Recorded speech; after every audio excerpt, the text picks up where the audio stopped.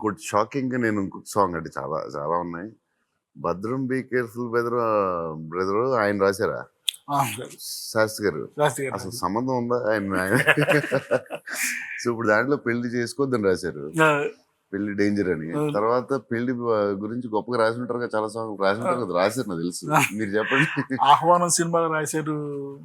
తర్వాత చిలక ఏ తోడు లేక అంటే మాంగళ్యం దాని విలువ పోగొట్టుకుంటే దానికి నేషనల్ అవార్డు వచ్చింది, దానికి నంది అవార్డు వచ్చింది చిలక ఏ తోడు లేక. యాక్చువల్గా అంతంలో కూడా పాట ఉంటుంది, నీ నవ్వు చెప్పింది నాతోనో చివరిలో ఏనాడైతే ఈ జీవితం రెట్టింపు బరువెక్కునో తనువు మనసు చెరిసగమని పంచాలి అనిపించును సరిగా అదే శుభముహూర్తం సంపూర్ణమయ్యేందుకు. అంటే పెళ్లి చేసుకుంటే లైఫ్ ఒక కంప్లీట్నెస్ వస్తుంది అని. ఇప్పుడు నేను చేసుకోవాలా చేసుకోకూడదా? సార్ ఇప్పుడు మనం ఉగాది పచ్చడి తింటాం సార్. ఉగాది పచ్చడి తిన్నప్పుడు దాంట్లో అన్ని ఉంటాయి, అన్ని రకాల టేస్ట్లు ఉంటాయి. ఏదో ఒక టేస్ట్ ను మట్టుకి తిని మిగతా పచ్చడి వదిలేయలేము. సో అన్ని వెళ్తాయి. అలాగే సార్ లైఫ్ అన్నది ఆయన దృష్టిలో పరిపూర్ణమైనటువంటి ఇది. సో ఈ పరిపూర్ణ it's cycle which goes on.